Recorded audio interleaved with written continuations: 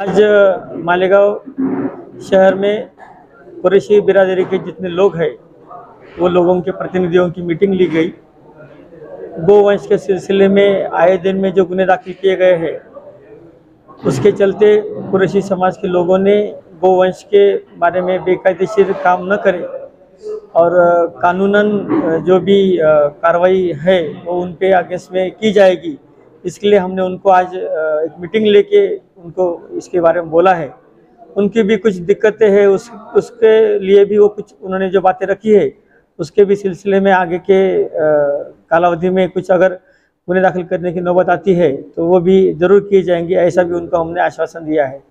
वो लोगों ने भी इस चीज़ को माना है कि बेकायदेशीर तरीके से हम काम बिल्कुल नहीं करेंगे। जो लोग बेकायदेशीर तरीके से काम करेंगे अगर उनके ऊपर गुने दाखिल किए जाते हैं तो उसके लिए कुरैशी समाज का कोई भी कहना नहीं रहेगा।